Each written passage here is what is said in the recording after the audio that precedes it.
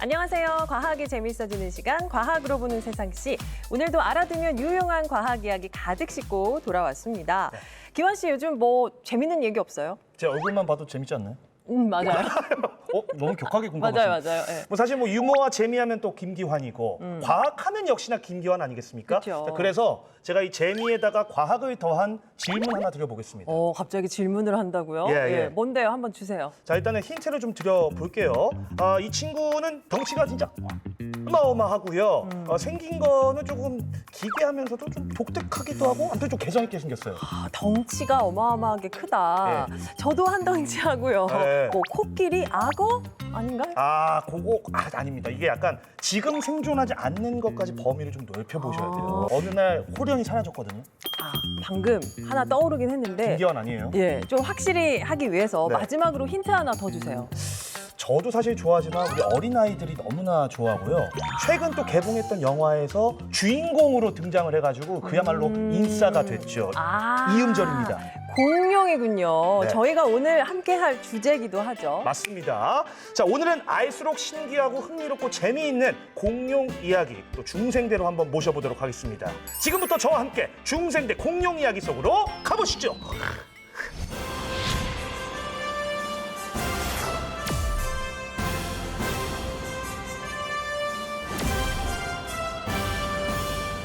백악기 말 공룡 멸종의 가장 유력한 설은 소행성 충돌입니다.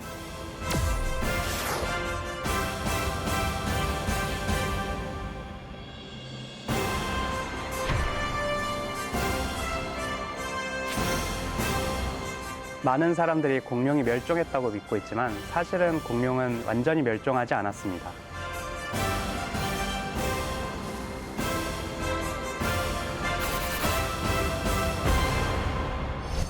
지구상 최강의 지배자였으며 여전히 베일에 쌓여있는 신비로운 동물이죠. 공룡에 대한 흥미로운 이야기 전해주실 두 분 나와주셨습니다. 안녕하세요. 직접 소개 부탁드릴게요. 네, 안녕하세요. 저는 한국지질자원연구원 지질박물관에서 현재 관장을 맡고 있는 이항재라고 합니다. 반갑습니다. 네. 안녕하세요. 저는 지금 서울대학교 기초과학연구원에서 공룡을 연구하고 있는 이성진이라고 합니다. 감사합니다. 네. 반갑습니다. 박수. 좋아요. 자, 올여름 정말 대한민국 극장가를 강타한 영화가 있습니다. 예. 저도 참 재미있게 봤어요. 쥬라기 월드 4와 함께 공룡에 대한 관심이 또 다시 뜨거워졌어요. 맞습니다. 이제 공룡은 사실 그 거대한 몸집만큼이나 언제나 이 뜨거운 관심을 받는 것 같습니다. 그리고 이번 시리즈 같은 경우는 전 좀 보면서 놀랬던 게 육해공 공룡과 더불어서 뭐 파충류까지 총출동 뭐 반상회하는 줄 알았습니다. 좀 정신없다는 생각도 들었는데 관장님도 보셨죠? 어떻게 보셨어요? 예, 저도 공룡에 굉장히 관심 많이 가지고 있어가지고 한 30년 전에 쥬라기 공원을 갔다가 처음에 극장에서 봤을 때 저도 네. 굉장히 감동을 가지고 봤었거든요. 맞아요. 쥬라기 공원 뭐 1, 2, 3까지는 어떻게 잘 재밌게 보긴 했는데 네. 쥬라기 월드로 좀 넘어오면서 지금 진짜 공룡이 주인공이 아니라 공룡을 좀 유전자 조작해서 만드는 여러 가지 크리처 이런 것들이 많이 나오는 편이더라고요. 특히나 이번 쥬라기 월드 그 새로운 시작에서는 약간 좀 외계 생물체 같은 형태의 이제 크리처 같이 나오다 보니까 좀 더 공룡을 많이 보여줬으면 더 좋지 않았을까 하는 그런 좀 아쉬움이 많이 나왔습니다. 역시 저는 마냥 재밌었는데 역시 공룡 사랑이 느껴지네요. 맞아요. 그리고 또 저 이번 편에서 좀 유심히 봤던 그 동물 중에 하나가 그 바다에서 엄청난 그 괴력을 보여주는 그 공룡 나왔잖아요. 이 공룡이 맞는 건지도 진짜 궁금하기도 하고 그 이름이 뭐더라? 모사사우루스인가? 맞죠? 네, 맞습니다. 근데 이게 파충류냐 공룡이냐 이게 좀 정체성에 있어서 조금 혼란이 있는 것 같긴 한데 어떻게 봐야 되는 거예요, 박사님? 이제 모사사우루스는 이제 중생대 백악기 후기에 살았던 해양 파충류인데요. 파충류예요? 예. 여기 전시돼 있는 걸 보시면 여기 감이 있어요. 오실 수 저 있을 친구. 텐데, 앞에 전시된 게 이제 모사사우루스에 가까운 친척인 플라테카르푸스라고 하는 해양 파충류의 두개골 모형이거든요. 주둥이가 굉장히 길쭉하면서 이빨도 굉장히 무시무시하게 생겨서 장난 아닌데요? 그래서 모사사우루스가 이제 중생대 바다의 이제 티라노사우루스격이라고 보시면 되는데 몸 길이도 굉장히 10m가 넘게 길고 몸무게도 10톤 가까이 나갈 정도로 굉장히 큰 생물이었는데요. 많은 분들이 이제 주라기 월드나 이런 데 나오다 보니까 네. 공룡으로 많이 생각을 하시는데 사실 공룡은 아니고 도마뱀이라고 보셔야 돼요. 도마뱀. 도마뱀류예요. 네. 그래서 우리가 요즘에도 이제 코모도 앙도마뱀은 볼 수가 있잖아요. 예. 네. 코모도 앙도마뱀 보시면 굉장히 무섭게 생기다고 느끼실 거대하고, 텐데. 네. 네. 오, 예. 모사사우루스도 마찬가지인데 이제 바다에서 헤엄치면서 살았다는 게 다른 거죠. 그래서 이빨을 보시면 턱에서 이렇게 약간 삐져나온 네. 듯하게 네. 나 있는 걸 보실 수 맞아요. 있어요. 부정교합이네, 네. 부정교합. 네. 그리고 머리에 뚫린 이런 구멍들 같은 경우도 굉장히 비슷하게 나 있는 걸 보실 수가 있어요. 예. 그래서 이런 것들 보시면 이 둘이 왜 가까운지를 조금 아실 수가 있는 거죠. 그러네요. 도마뱀 하니까 뭔가 갑자기 좀 그 위력이 좀 이렇게 약해 보이는 달리 느낌이 좀- 보여요? 예. 사실 영화에서는 공룡이 무시무시한 존재로 좀 나오기도 하지만 우리에게는 또 신비로운 부분이 참 많잖아요. 그렇죠. 이번 시리즈에서 이제 몸집은 참 거대한데 이게 아름답게 묘사된 초식 공룡들이 있었어요. 둘리 엄마들. 예. 네. 거기서 나오는 공룡 이름이 티타노사우루스라는 공룡이 나오고 있거든요. 그 티타노사우루스는 이름에서 좀 아실 수 있겠지만 아주 거대한 거인 이런 뜻을 가지고 있고 거인 도마뱀이라는 뜻이 되겠죠. 실제 화석이 발견된 건 여러 가지 뭐 작은 꼬리뼈 조각이라든지 다리뼈 조각이라든지 이런 그 파편으로만 발견되다 보니까 실제 티타노사우루스의 전체 외형은 알기가 좀 어려운 면이 있습니다. 그런데 티타노사우루스 무리에 속하는 티타노사우루스 류라고 불리는 그 공룡 무리들이 있는데 그것에 알려진 공룡들이 중생 때 백악기 시대에 굉장히 많이 번성을 했었고요. 특징을 보게 되면은 일단 꼬리뼈의 앞쪽 관절이 오목하고 뒤가 볼록하게 나는 특징을 다들 가지고 있어요. 그리고 대부분 떡대가 큽니다. 그래서 어깨가 딱 벌어져 있고 네. 체중이 되게 크고 이제 무겁다 보니까 그 다리도 마치 이제 기둥처럼 변해가지고 아예 발가락이 없어질 정도로 와. 변했고요. 남해안 지역에 굉장히 많은 공룡 발자국 산지들이 나타나고 있는데 우리나라에도 그런 티타노사우루스 무리들이 살았을 것으로 보고 있는 것이죠. 그러니까 예전 우리나라에서도 활보를 했다는 얘기예요. 신기하다, 신기하다. 네. 예. 근데 이제 방금 얘기해 주신 건 좀 거대한 사이즈를 얘기해 주셨잖아요. 근데 반대로 좀 아주 작고 좀 귀여운. 앙증맞고 저는 이제 애완 공룡으로 좀 키우고 싶었던. 그러니까 아기 공룡 분리해서 생김새를 보면은 살짝 머리 쪽만 조금 뭔가 이렇게 발달된 느낌. 그 공룡 이름 뭐였죠? 그 공룡의 이름 바로 아킬롭스라는 아킬롭스. 공룡인데요. 필로스. 네. 여기도 이제 두개골 모형이 있는데 있어요. 네, 이 아킬롭스라고 하는 이름 자체가 독수리의 얼굴이라는 어? 뜻입니다. 부리같이 그래서, 보이기도 해요. 네, 이걸 정면에서 이렇게 보시면 아, 네, 독수리의 얼굴을 닮아서 진짜 이렇게 그렇다. 이름이 지어졌는데요. 진짜 닮았어요. 네. 독수리처럼 이렇게 날카로운 부리가 이렇게 주둥이 끝에 이렇게 달려 있죠. 네. 근데 독수리랑은 다르게 뒤에 이제 이빨이 있기는 한데요. 이제 초식 동물이었고요. 몸 길이도 60cm 정도밖에 되지 않았고 사실 백악기 전기에 출연을 해서 미국 몬태나주에서 97년에 발견이 됐는데 이 화석이 굉장히 발견된 시기와 세상에 이렇게 완전히 알려진 시기가 굉장히 차이가 나요. 그래서 아킬롭스라는 이제 공룡 자체는 2014년에 발표가 됐습니다. 오, 지금 독수리 얘기하니까 한화이글스 그 캐릭터를 아킬롭스로 바꾸는 건 어떨까요? 저 더 강력한 느낌으로. 한화 아킬롭스 딱 한번 해가지고. 제안해 볼까요? 예, 예. 그러면은 너무 여러분들 다른- 순둥순둥해 보이지 않을까요?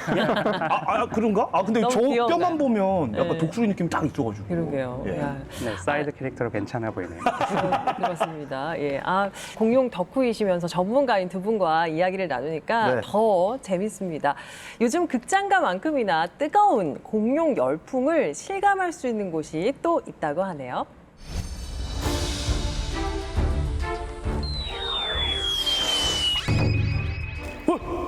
여긴 어디지?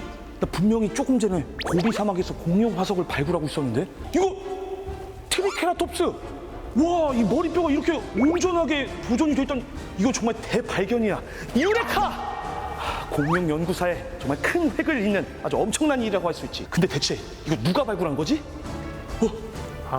사실 이거는요 공룡뼈가 아니라 공룡뼈를 직접 복제를 한 표본입니다.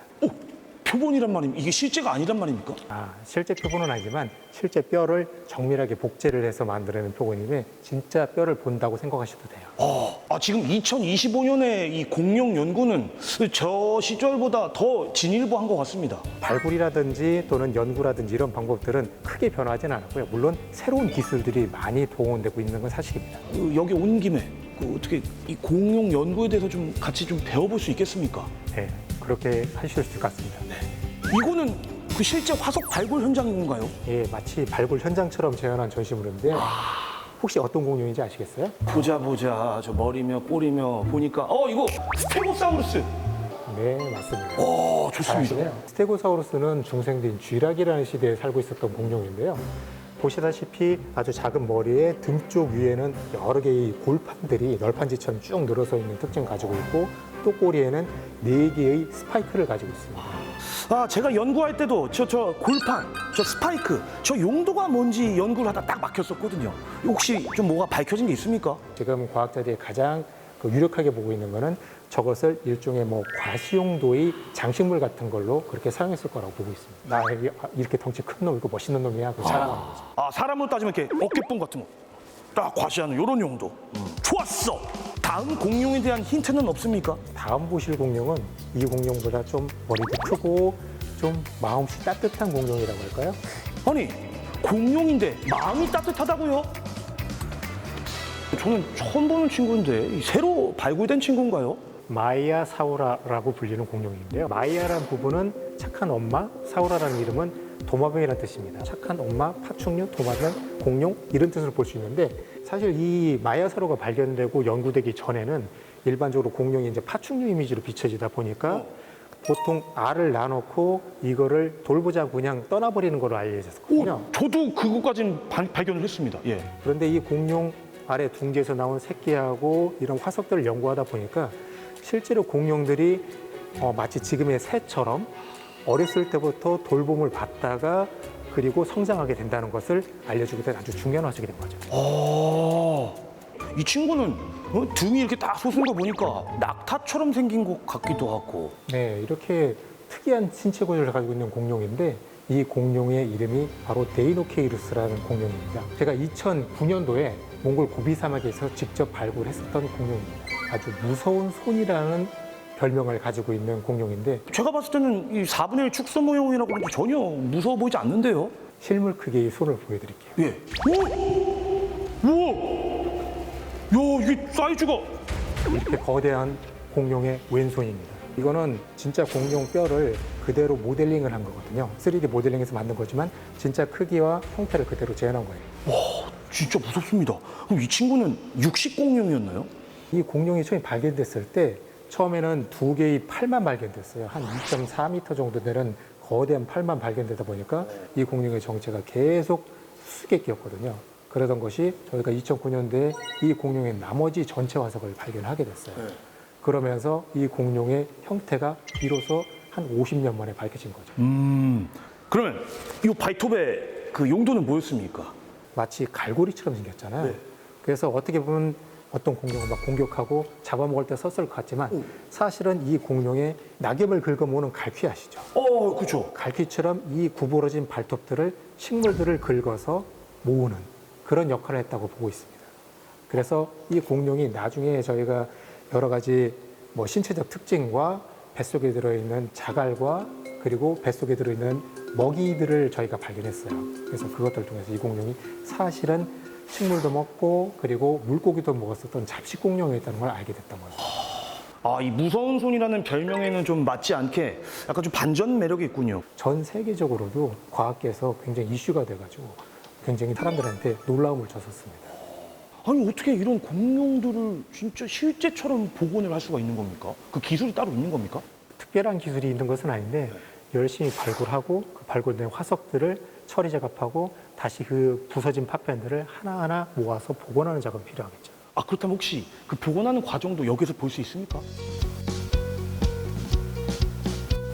이야, 우와! 아니 관장님, 여기가 그 공룡을 복원하는 곳입니까? 저희가 공룡 뼈 같은 것들을 직접 제작도 하고 모형도 만들고 할 수 있는 그런 공간이에요. 근데 저게 보니까 뭐 만들어내고 있는 것 같은 저건 무슨 기계인가요?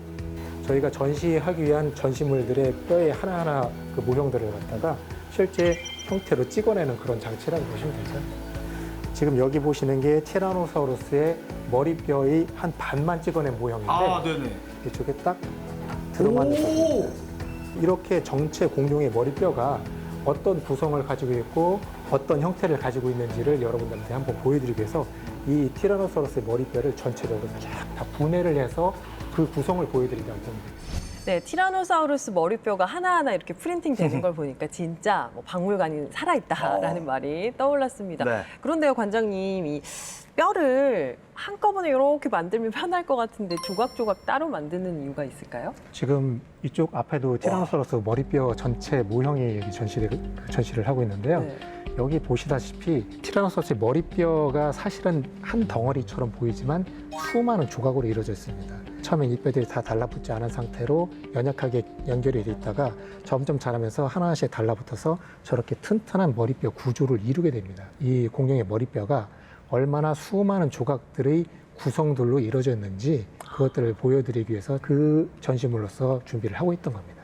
저 티라노사우루스, 근데 모형인데도 야, 무서워요. 이 위압감이 엄청납니다. 저런 그 육식 공룡, 그러니까 좀 힘이 센 강한 공룡들이 뭐 예전에 뭐 서로 좀 뭐 이렇게 싸우거나 뭐 치열한 경쟁을 했다거나 뭐 이런 증거 같은 게 좀 있나요? 네. 지금 여기 가지고 나온 티라노사우루스 머리뼈가 그것 중에 하나인데요. 오. 이것도 이쪽 뒤통수 쪽에 보시면 뒤통수가 여기 부드럽게 이어지지 않고 한쪽이 깨져 나갔고요. 그리고 이쪽에 보면 구멍이 하나 또 뚫려 오. 있습니다. 그래서 여기 보시면 구멍이 뚫려 있는데 네. 이것이 옛날 이 티라노사우루스가 서로 싸우면서 네. 뭐 뒤통수도 물어뜯고 하면서 머리에 구멍이 난 거예요. 우와. 그런데 이렇게 되고도 이 뼈가 어느 정도 아물면서 살아남았다는 거죠. 와. 지금 시카고 필드 자연사박물관에 있는 티라노사우루스 수라는 그 티라노사우루스 표본이 있는데 다리뼈도 그 정강이 쪽에 하나 부러져 가지고 종아리 쪽에 부러져 가지고 다시 뼈가 아물면서 뼈가 더 자라 가지고 막 부풀어 있는 그런 흔적도 보이고 또 아래턱 쪽에 수많은 구멍이 뚫려 있는 흔적도 보이고 합니다. 네. 이것처럼 이런 강력한 포시타 티라노사우루스도 지금 살고 있는 여러 동물들과 마찬가지로 살면서 끊임없이 경쟁하고 싸우고 이랬던 것을 알려주고 있는 거죠. 그러니까 확실히 좀 태토 공룡들이었던 것 같아요. 태토 공룡. 강한 애 공룡, 애견 서로. 공룡 아니고. 예. 서로 다 강력하게 자기 힘을 과시하고 살았던 거죠. 그러니까요. 기환 씨처럼. 그렇죠. 그렇죠. 장난 아니죠. 그 확실한 거는 두 분 이야기가 사실 굉장히 오래전 이야기들인데 너무 생생하게 이야기를 해주시니까 맞아요. 오늘 진짜 흥미진진한데요. 맞습니다. 예. 너무너무 재밌습니다. 네. 그래서 가끔 하는 생각이요. 지금까지도 만약에 공룡이 우리와 함께 존재했다면 어땠을까라는 상상을 해보게 되거든요. 그렇게 오랜 시간 지구를 지배하던 공룡들을 순식간에 멸종시킨 원인, 보니까 뭐 다양한 원인들이 제기가 되고 있더라고요. 맞아요. 박사님은 어떻게 보세요? 예전부터 해서 공룡 멸종이 굉장히 미스테리이기도 했고요. 학자들 사이에서도 굉장히 논쟁이 많았던 주제이긴 합니다. 제일 유력한 게 이제 운석 충돌설하고 이제 화산 폭발설이 있었거든요. 네네. 그래서 운석 충돌이 일어나면서 기후 변화 때문에 공룡들이 멸종했다. 그리고 또 화산 폭발로 인해서 공룡들이 멸종했다. 이런 가설들이 있었는데 현재는 운석 충돌설이 정설로 인정받고 있는 추세입니다. 화산 폭발은 사실 지금의 인도 지역에서 일어났던 거대한 화산 폭발이 있었는데 그 폭발이 주 원인으로 생각하시는 소수의 학자분들도 계시지만 지금 대부분의 고생물학자들은 운석 충돌설을 정설로 생각을 하고 있습니다. 인도 화산 폭발은 뭐 해봤자 그 지역 조금만 뭐 멸종시켰겠죠. 저도 그래서 그 운석 혹은 소행성 충돌이 좀 더 타당한 생각이 좀 드는데 관장님 이게 어떻게 일어난 거예요? 그 과정을 좀 설명해 주실 수 있을까요? 예, 뭐 소행성이라고 해서 여러분들 이제 별똥별 떨어지는 것 정도로 생각하시면 안 되고요. 그러면요? 지름이 한 10km 정도로 생각하고 있습니다. 그때 충돌 당시의 그 충격을 말씀드리게 되자면 약 72조 톤의 TNT 폭발력을 가지고 있습니다. 시속 1000km 정도의 폭풍이 몰아치게 되고 그때 발생한 메가쓰나미의 파도 높이가 한 그 100m 정도 되는 파도가 전 세계로 밀어닥치는 거죠.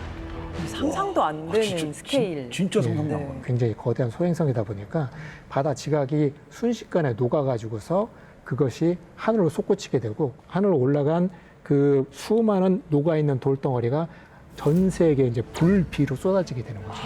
그 대화절에 의한 여러 가지 뭐 끄그름이라든지 연기라든지 이런 것들이 전 지구를 덮게 되면서 햇빛도 차단하게 되고 그 식물들은 역시 햇빛을 봐야만 생존을 할 수가 있잖아요. 네. 식물들이 그에 의해서 살지 못하고 죽게 되니까 먹을 거 없고. 식물을 먹고 사는 초식 공룡. 여러 가지 초식 동물들, 네네. 공룡들도 전체 이제 굶어 죽어서 사라지게 되고 그거를 먹고 사는 육식 공룡들도 또 먹을 게 없어지게 되니까 그렇죠. 연쇄적으로 점차 멸종해 가게 됩니다. 보셨어요, 직접? 어떻게 이렇게 생생하게 이게? 설명을 워낙 잘해주셔서 그러니까. 나 지금 보신 것 같아요, 네. 진짜. 여러 가지 과학적 증거들로 나오게 되는 네. 것들이 있거든요. 어. 그걸 통해서 우리가 마치 과거에 있었던 일 지금같이 생생하게 재현해낼 수 있는 거죠. 네. 자, 이렇게 해서 지금까지 공룡 멸종에 대해서 이야기 나눠봤는데요. 궁금해지는 게 그렇다면 이 공룡은 언제부터 지구상에 살았던 것이냐? 예. 일단 지구 나이가 혹시 몇 살인지는 알고 계시죠? 예. 자막 나가고 되나요? 있습니다. 예. 예, 한 46억 년 정도 된다고 알려지는데요.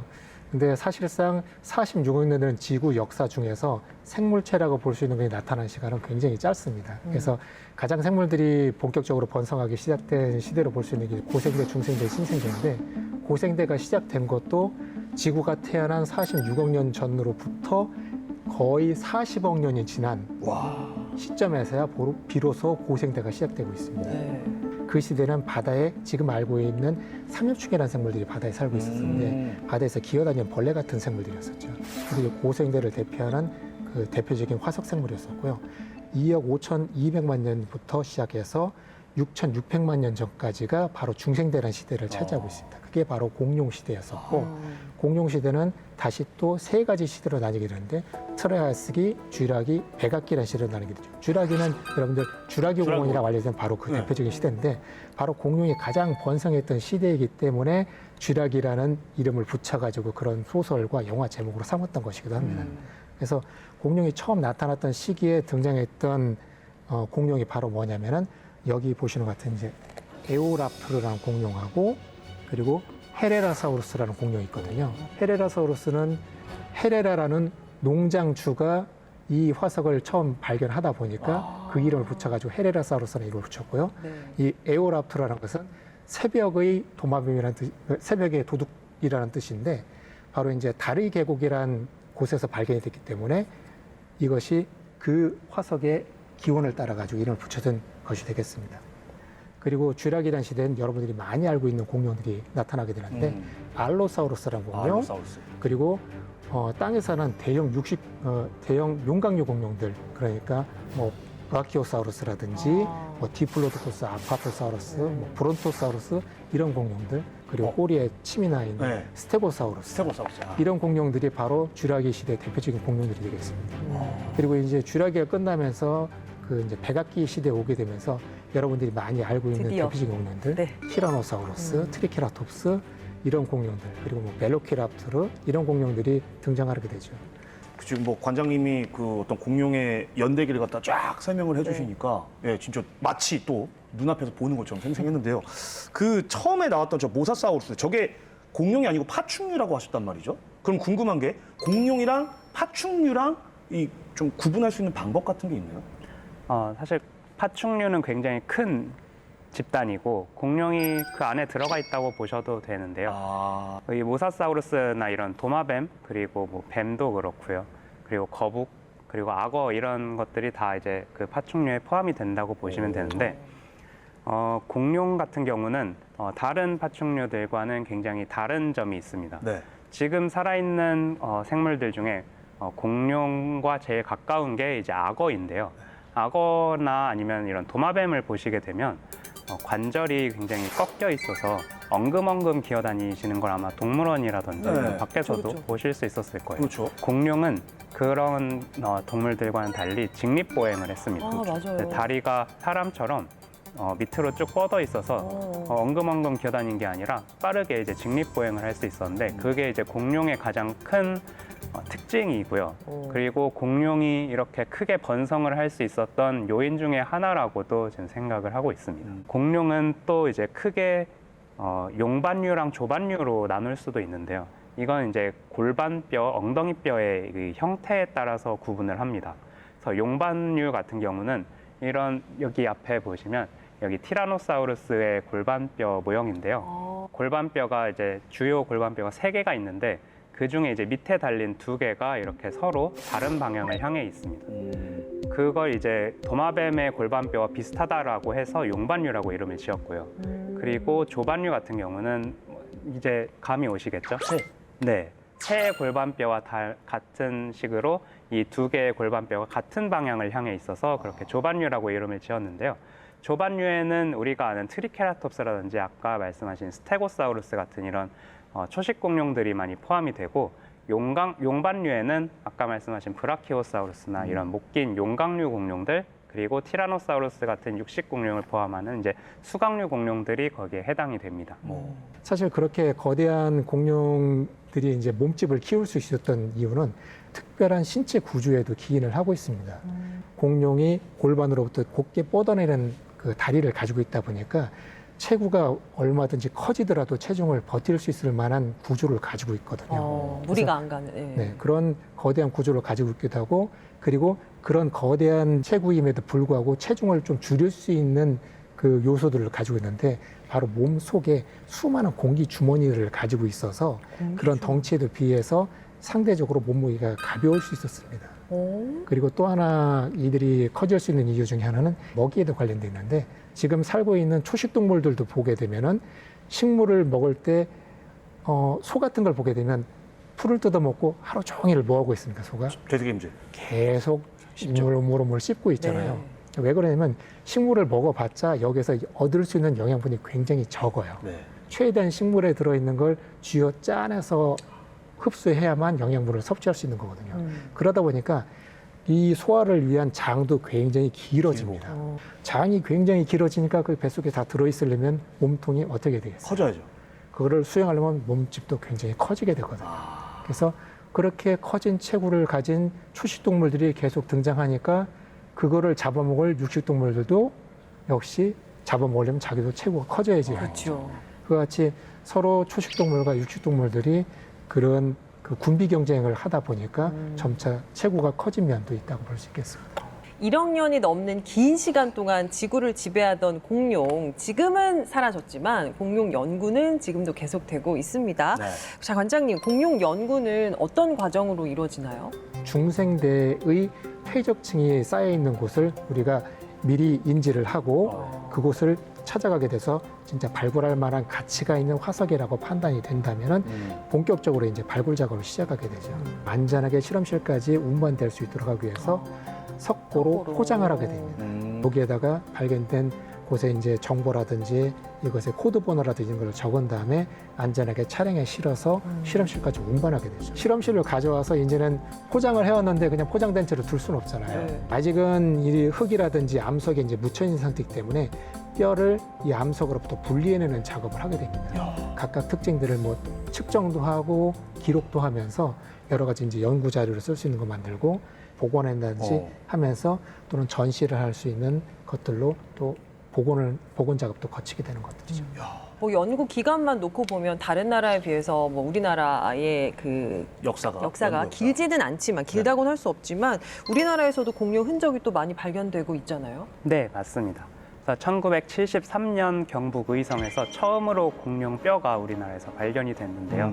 근데 그 이후로 이제 남해안 쪽을 중심으로 해서 공룡 발자국이 굉장히 많이 발견이 됐는데 우리나라에서 발견된 공룡 발자국 개수만도 2만 개가 넘어가는 걸로 알려지고 있습니다. 와, 네, 하루에 몇 보 걸으시는지 모르겠지만 2만 개 발자국을 찍으려면 굉장히 오래 걸리겠죠. 그러네요, 그러네요. 궁금한 게 그 해봤자 발자국인데 그걸 가지고 도대체 뭘 알 수 있는 거예요? 발자국의 뭐 크기라든지 형태라든지 그리고 이것이 발자국이 열지어 찍혀 있다고 한다면 이것이 얼마나 간격으로 찍고 지나갔는지 이런 것들을 다 측정을 하게 됩니다. 그리고 이들이 또 어느 방향으로 갔는지도 저희가 조사를 하게 되고요. 발자국의 보통 크기를 쟀을 때 발자국의 길이의 한 4배 정도 크기가 보통 엉덩이 정도 높이로 저희가 생각을 하거든요. 추측할 수 있군요. 네, 그런 걸 통해서 이 공룡이 얼마나 커다란 공룡인지를 알 수도 있고 그리고 이 공룡이 엉덩이 높이 크기와 그리고 발을 얼마치 뛰고 걸었는지를 통해서 이 공룡의 이동 속도를 또 계산해낼 수도 있고 합니다. 그리고 이 공룡의 발자국 형태를 통해서 이 공룡이 어떤 종류의 공룡인지도 알 수 있게 되거든요. 지금 제가 여기 들고 나온 여러 가지 공룡의 발 모형들이 있는데 네. 잠깐 보여드리도록 하겠습니다. 진짜 뭘 많이 가지고 오셨어요. 와, 이거 뭐야? 지금 여기는 약간 뭉툭하게 발톱을 가진 공룡의 그 발명이 있는데 네. 이거는 여러분들 아주 유명한 초식 공룡, 뿔이 달린 초식 공룡의 발이거든요. 트리케라톱스? 네, 트리케라톱스 발의 2분의 1 축소 모형입니다. 2분의 2분의 1이요? 1이요? 네, 요거보다 2배나 더 크다는 얘기죠. 와. 그런데 이 발의 형태를 보게 되면 이것이 발의 그 실제 바닥에 찍혔을 때 어떤 발자국을 남길지 어느 정도 예상을 할 수가 있겠죠. 자, 그리고 이거는 딱 보시기에도 발톱이 어떻게 생겼죠? 굉장히 날카롭습니다. 뾰족해요. 날카롭고 뾰족하게 생겼죠. 네. 자, 이거를 딱 보면 역시 좀 전에 보셨던 초식 공룡과 다르게 날카로운 발톱을 가진 육식 공룡의 발로 볼 수 있거든요. 자, 이거는 이제 갈리비무스라는 몽골에서 발견되는 그 육식 공룡의 발인데 이런 공룡이 남긴 발자국이 바로 이와 같이 생긴 겁니다. 아, 발자국도 3D 프린터로. 네. 아, 보면은 날카로운 3개의 발가락에 발톱 자국까지 남아 있는 것을 보실 수가 있는데 네네. 바로 여기에 이런 식으로 발자국을 남긴 것을 아실 수가 있어요. 그래서 이런 발의 형태를 알게 되면 발자국만 보고도 이 발자국을 남긴 공룡이 어떤 공룡인지도 알 수 있게 되는 것이죠. 야, 신기하다. 자, 근데 이야기를 듣다 보니까 말이죠. 우리나라에는 아까 남해안 쪽에 그 발자국 화석이 많이 발견됐다고 했는데 뼈 화석은 없어요? 뼈 화석도 있습니다. 있어요? 재미있게도 공룡 발자국도 남해안에서 많이 발견이 되는데 네? 공룡 뼈 화석도 남해안 쪽에서 많이 발견이 돼요. 오, 신기하다. 네, 근데 지층은 서로 달라서 그래서 뼈 화석이 잘 나오는 지층이 따로 있고요. 그리고 발자국 화석이 많이 나오는 지층이 또 따로 있습니다. 네.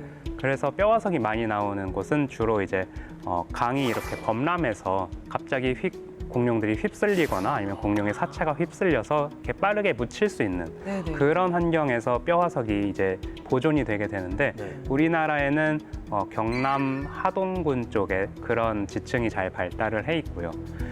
발자국 화석 같은 경우는 좀 이렇게 물이 잔잔한 그런 호숫가에 잘 보존이 되는데 경남 쪽 남해안을 따라서 쭉 발달을 해 있습니다.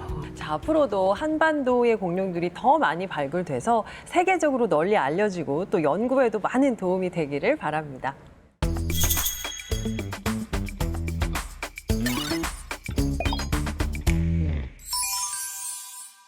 중생대의 호박 속에 갇힌 모기에서 공룡의 피를 뽑아내 여기에 있는 DNA로 공룡을 복원한다. 익숙한 내용이지 않나요? 어떤 유명한 소설과 이를 기반으로 만들어진 영화 시리즈의 주요 내용 일부인데요. 과연 정말로 멸종한 공룡을 실제로 복원하는 것이 가능할까요? 만약 공룡을 영화에서처럼 복원한다면 어떤 단계를 거쳐야 할까요? 우선 모기가 들어있는 호박을 찾아내야 하는데요. 호박이 공룡이 살았던 시대에 만들어져야 합니다. 그리고 이 모기가 공룡 피를 뱃속에 갖고 있어서 이걸 빼내야 하는데요. 여기에 공룡의 DNA가 들어있어야 합니다. 이렇게 생각해보니 너무나 낮은 확률에 기대해야 한다는 느낌이 드네요. 실제로 공룡 피를 먹은 모기를 호박 속에서 찾는다고 해도 가장 중요한 공룡의 DNA를 구하는 것이 불가능에 가깝습니다. DNA는 약 1000년 정도면 대부분 분해되어 버리기 때문인데요. 그래도 희망적인 면이 없는 건 아닙니다.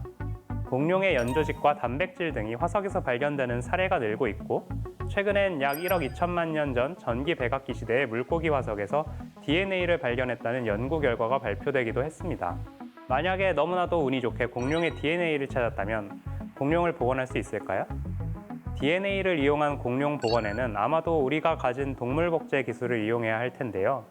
문제는 모든 공룡이 알에서 부화한다는 것입니다. 아직까지 동물 복제 기술은 알을 낳는 동물에는 적용되기 어려워 새를 복제하는 것조차 성공하지 못하고 있습니다.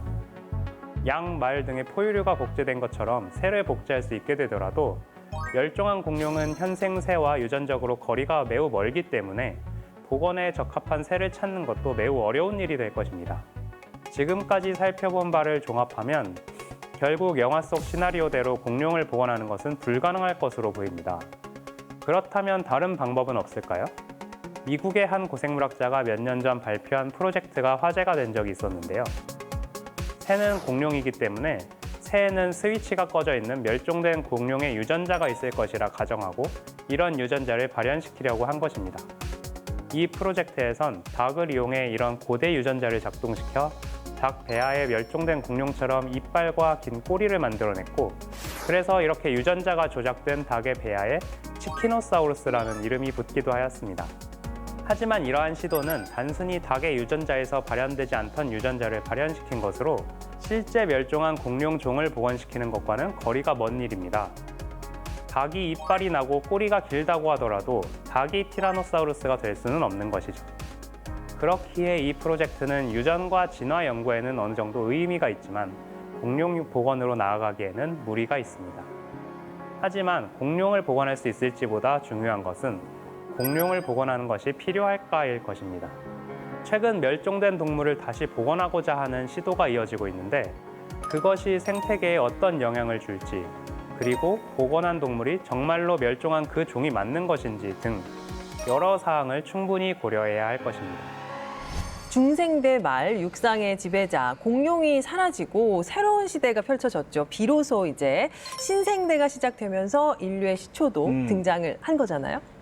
오스트랄로피테쿠스 맞나요? 네. 이제 소행성 충돌로 모든 공룡들이 이제 사라져 버리고 나니까 지구는 어떻게 보면 뭐 무주공산 같이 그렇죠. 텅 비어버린 상태가 되어버린 건데요. 그러다 보니까 그 지역을 뭔가 다른 생물체들이 그 순식간에 이제 많이 채우게 됩니다. 그거를 빠르게 채워갔던 동물 중에 하나 바로 우리 인류의 조상들이 이제 포유 동물들인데요. 이들이 그 공룡이 모두 사라져 버리고 나니까 비로소 지구상을 차지할 수 있는 기회를 잡았던 거죠. 진짜 기회다. 예. 그렇구나. 근데 이제 포유류가 아무래도 상대적으로 좀 공룡보다는 작고 좀 가냘프잖아요. 이 몸집에 비해서 좀 빠르게 이렇게 성장할 수 있었던? 예. 이 특별한 이유가 있나요? 사실 몸집이 작았던 게 그 포유류의 생존 비결이라고도 할 수가 있는데요. 실제로 백악기 대멸종 때 일정 이상 크기의 동물들은 다 멸종을 했거든요. 땅굴을 파고 산다든지 이런 식으로 다양한 환경에도 적응을 할 수가 있고요. 그리고 굉장히 이렇게 좀 급격한 기후 변화에도 어떻게 버티면서 살아남을 수 있었던 거고요. 포유류가 굉장히 빠르게 그렇게 공룡들의 생태적 지위를 차지함으로써 이제 포유류의 시대가 열리게 된 겁니다. 포유 동물들이 덩치가 작아서 유리했었던 측면은 호주 산불 났을 때 혹시 기억하시는지 호주 산불, 모르겠는데 네. 뭐 코알라라든지 네. 뭐 이런 캥거루. 많은 캥거루 이런 동물들이 피해를 입었었는데 그 중에 아주 특이하면서도 좀 독특한 어떤 동물 때문에 많은 동물들이 생명을 구했다는 혹시 뉴스를 들어본 적 있으신가요? 본 것 같은데 어떤 땅굴을 동물이 파고 사는 어떤 동물이 있었습니다. 맞아요. 원뱃이라고 하는 동물이 있는데 귀엽게 생긴. 네, 굉장히 귀엽게 생겼죠. 그 동물이 그 땅굴을 파고 살다 보니까 그 땅굴에 그 다른 동물들이 불이 났을 때 피해서 땅굴로 숨어 들어간 그 장소가 되었습니다. 피난처가 됐었죠. 그 마찬가지로 이런 대멸종의 사태에서도 포유동물들이 많이 살아남을 수 있었던 것은 작은 체구의 땅굴 생활하는 생물들이 그렇게 땅속으로 숨어들면서 그런 피해로부터 어느 정도 피할 수 있었던 그런 근거도 될 수 있었던 겁니다. 그리고 또한 포유동물들이 체구도 작긴 하지만 몸이 그 털로 덮여 있었거든요. 보통 체구가 작으면 몸의 체온을 쉽게 잃어버릴 수 있기 때문에 어떻게 보면 환경 변화에 취약하긴 한데 이 포유동물이 몸에 많은 털로 덮여 있고 또 몸이 항온성을 띠고 있기 때문에 주변 환경 변화에도 어느 정도 영향을 받지 않고 적응할 수 있는 그런 유리한 점도 가지고 있었습니다. 네. 작은 고추가 맵다는 게 여기서 나오는 거죠. 네. 자, 포유류는 이제 5번의 대멸종을 거치면서도 결국은 살아남아서 생존을 이어가고 있습니다. 네네. 많은 과학자들이 공룡 멸종이 마지막이 아닐지도 모른다라는 경고를 많이 보내고 있어요. 근데 그 말이 진짜 무섭게 들리는 그쵸? 게 그 포유류의 대표적인 게 우리 인간이고 맞아. 인간이 멸종했을 때 딱 오늘 상상만 해도 좀 끔찍하긴 한데 과학자의 입장에서는 이 얘기를 좀 어떻게 보고 계시나요? 멸종이라고 하는 것이 어떤 특별한 현상이라고 보기보다는 늘상 있어왔고 앞으로도 계속 있을 현상이라고 말씀드릴 수 있을 것 같고요. 지금까지 총 5번의 대멸종이 있어왔거든요. 그래서 그런 멸종들 중에서 가장 큰 사태가 있었던 게 고생대가 끝나는 폐렴기 시절에 있었던 대멸종인데 그때는 한 10만 년 정도의 10만 년도 안 되는 그 사이 기간 동안에 전 지구의 생물 종들의 95%가 싸그리 다 사라져 버렸어요. 그런데 사실 이런 대량 멸종들이 고생대가 끝나는 폐렴기 말의 대멸종 이후에 공룡 시대가 온 것처럼 중생대 말에 그 공룡의 멸종이 또다시 그 포유류의 시대를 이끈 것이 바로 지구상에서 계속 반복된 사례거든요.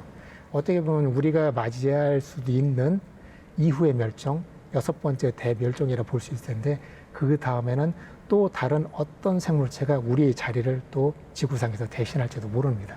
어떻게 보면 전 지구적인 역사로 볼 때 우리는 잠깐 스쳐가는 존재라고도 볼 수 있는 거라고 생각하시면 될 것 같아요. 아니, 네. 그래도 그렇지 그렇게 심각한 얘기를 이렇게 웃으면서 하시면 예. 멸종은 그래도 안 되죠. 예? 46억 년 정도 지구 역사를 다루다 보면 네. 이런 일들은 아주 좀 사소하게 보일 수도 있습니다. 마지막으로 한 가지 꼭 여쭤보고 싶은 게 있습니다. 네. 뭐 익히 알려진 것과 다르게 공룡이 완전히 멸종하지 않았다 이런 말들이 있어요. 네? 이게 무슨 얘기인지 설명이 필요합니다. 그 말 그대로 백악기 말에 운석이 충돌하고 대멸종이 일어났을 당시 공룡이 완전히 멸종하지 않고 일부는 살아남아서 지금까지도 생존해 있다고 하는 겁니다. 어디에 있어요, 있다고요? 공룡이? 예? 지금 여기에는 안 보이지만 네. 저희가 밖에 나가면 지저귀는 소리를 들을 수가 있는데 새요? 새? 그렇죠? 네, 새가 바로 공룡이거든요. 그래서 아직 공룡은 멸종하지 않고 우리 곁에 살아남아 있다고 볼 수가 있는 게 새가 있기 때문입니다. 새가 새잖아요. 공룡이 아니잖아요. 그러니까 이게 무슨 소리지? 사실 옛날에는 사람들이 그렇게 생각을 했었어요. 네. 새랑 공룡이랑 관계가 없다라고 생각을 했었는데 화석이 이제 많이 발견이 되면서 새랑 공룡의 연결고리가 조금씩 맞춰져 나갔거든요. 공룡의 골반뼈 모형을 보시면 가운데 동그란 게 보일 거예요. 네네. 구멍이 뚫려 있죠. 네. 이렇게 구멍이 뚫려 있는데 이 구멍에 이제 저희의 넓적다리뼈에 해당하는 이 허벅지뼈에 해당하는 뼈에 머리가 쏙 들어가게 되어 있거든요. 그렇게 된 구조로 인해서 직립보행이 가능한데 이거는 악어도 그렇게 돼 있지 않고요. 심지어 익룡도 이렇게 되어 있지 않습니다. 그런데 공룡은 이렇게 돼 있고요. 그리고 새도 골반을 보시면 이렇게 구멍이 뚫려 있어요. 그래서 이게 이제 또 하나의 증거가 될 수가 있고요. 새가 공룡이라는. 그리고 또 하나는 이제 쇄골에서 찾을 수가 있는데 쇄골. 네, 대부분의 동물들이 이렇게 쇄골이 양쪽에 하나씩 가지고 있는데 새 같은 경우는 차골이라고 해서 이 쇄골이 융합이 돼서 하나로 합쳐집니다. 이 쇄골이 합쳐진 이 차골이 육식 공룡들에게서도 발견이 되거든요. 그래서 티라노사우루스 같은 이런 육식 공룡을 보시게 되면 이렇게 쇄골이 융합된 차골이 있는 걸 보실 수가 있는데 네. 그것도 새의 굉장히 중요한 특징 중에 하나이기 때문에 이렇게 공룡과 공유하는 특징이라고 볼 수가 있고요. 그리고 또 한 가지 굉장히 중요한 것 중에 하나가 90년대 들면서 공룡 화석에 깃털 흔적이 있는 거를 발견을 하게 됐습니다, 학자들이. 그래서 깃털이라고 하는 건 지금 살아있는 동물들 중에는 새밖에 가지고 있지 그렇죠. 않거든요. 그렇죠. 그런데 공룡에도 깃털이 있다라고 하는 건 새와 공룡의 공통 조상에서부터 깃털이 나왔다라고 하는 게 타당하겠죠. 악어 같은 거 보시게 되면 깃털이 없죠. 거의 안 보이잖아요. 네. 그렇죠. 그렇게 되니까 자연스럽게 새는 공룡의 일부로 포함시키는 게 맞다라고 볼 수가 있는 겁니다. 연결되는 그래서 부분이 굉장히 많네요. 네, 이런 거 외에도 현재 이제 알을 낳는 생물들은 많지만 실제로 둥지를 만들어서 알을 낳고 그 알을 품는 동물은 또 새밖에 없거든요. 그런데 백악기에 살았던 오비랍토르류라고 하는 공룡의 화석이 알을 품은 채로 발견된 적이 있습니다. 우와. 근데 이렇게 행동적으로도 굉장히 공룡과 새가 유사하다라는 것을 볼 수가 있고요. 그리고 또 이런 육식 공룡들의 손목뼈 모양을 보게 되면 지금의 새의 손목뼈와 굉장히 유사한 특징이 많습니다. 그래서 이런 것들을 종합해 보면 저희가 그냥 이렇게 그냥 특징이 많아서 새가 공룡이다라고 하는 것뿐만이 아니고 네. 어느 정도의 그런 이런 해부학적 특징들이 새와 공룡이 비슷해서 실제로 새가 공룡에 포함되는지 컴퓨터 프로그램을 이용해서 다 학자들이 조사를 했습니다. 그러니까 공룡은 멸종한 게 아니다. 네, 우리 맞습니다. 곁에서 네, 날아다니고 있고. 그러니까 이게 저희 시작부터 공룡 멸종으로 막 얘기 포문을 열었는데 갑자기 멸종이 아니다 이러니까 저는 좀 혼란스러웠거든요. 네. 결론은 이제 공룡 멸종에서 시작했지만 결국엔 멸종이 아닌 걸로 이렇게 좀 정리를 해야겠네요. 네, 그러니까 한마디로 결국 멸종은 끝이 아닌 또 다른 시작이다. 이렇게 정리할 수 있겠네요.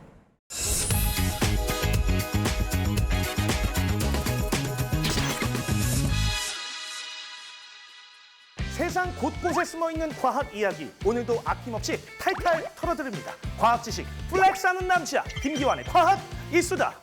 자, 경매 시작합니다. 근데 400억. 저쪽 남성분 410억. 가운데 분 420억. 자, 420억, 420억, 420억 없습니까? 네, 축하드립니다. 낙찰됐습니다. 이 어마어마한 경매가의 주인공 짐작하시나요? 자, 무려 1억 5천만 년 전 공룡 케라토사우루스의 전신 화석이었습니다. 1996년 미국에서 발굴돼 복원된 이 화석은요, 현존하는 유일한 유소년 개체이자 전시용으로 손색 없을 만큼 보존 상태가 아주 뛰어났는데요. 치열한 경합 끝에 결정된 최종가는 약 420억. 그야말로 소리 나는 가격이죠. 구매자의 정체는 알려지지 않았지만 경매사 측은 공공기관의 전시용으로 대여할 계획이라고 밝혔는데요. 이렇게 화석이 거액에 거래되는 시장, 괜찮은 걸까요? 과학자들의 시선은 조금은 다릅니다. 고생물 학계는 경매장을 과학적 도살장이라고 부르면서 이런 거액 경매가 화석 시장을 왜곡한다고 지적합니다. 화석이 상업적 목적의 수집 대상이 되면 발굴지 임대료는 점점 더 치솟고 연구용 화석을 확보하기도 어려워지기 때문이죠. 반면 경매업계는 공룡 화석이 잠재적 기부자의 관심을 이끌어서 고생물학 분야의 기부로 이어질 수 있다고 반박합니다. 수억 년을 잠들어 있던 화석이 상품이 되고 또 투자 자산이 된 시대. 과거의 생명체는 지금 과학과 자본의 경계 위에 서 있습니다. 오늘도 과학 지식 두둑하게 챙기셨죠? 지금까지 과학계 트렌드 세터 김기환의 과학 이수다였습니다. 나이 불문, 성별 불문, 그야말로 가장 요즘 인기 있는 생명체가 아닌가 싶습니다. 핵인싸, 공룡에 관한 다양한 이야기 나눠봤습니다. 네, 이성진 박사님이 아까 마지막에 공룡은 멸종한 게 아니다. 맞아요. 새가 공룡이다 뭐 이런 얘기 하셔가지고 안 그래도 녹화 끝나고 지인들이랑 치킨 뜯기로 했는데 공룡 드시나요? 멘트를 바꿔야 될 것 같습니다. 친구들아, 공룡 뜯으러 가자. 네. 네. 아니, 오늘 너무 재밌는 시간이었어요. 두 분 어떠셨는지 궁금합니다. 어떤 뭐 영화라든지 이런 것들을 계기로 해서 공룡에 대해서 또 얘기를 해볼 수 있는 시간이 돼가지고 저도 또한 즐거웠고요. 네. 아무튼 앞으로도 공룡들 많이들 사랑해 주셔서 고맙습니다. 네. 박사님 어떠셨어요? 저도 오늘 이렇게 여러분들과 공룡 얘기를 할 수 있어서 굉장히 행복했던 시간이었던 것 같고요. 네. 저도 이 방송을 하면서 이제 많은 걸 배워간 것 같습니다. 네, 감사합니다. 흥미로운 시간 함께 해주셔서 고맙습니다. 네, 저희는 다음 시간에 더 유익한 과학 이야기 들고 찾아오겠습니다. 과학이 보인다. 과학이 즐거워진다. 스치기만 해도 당신은 과학 전문가. 과학으로 보는 세상. See.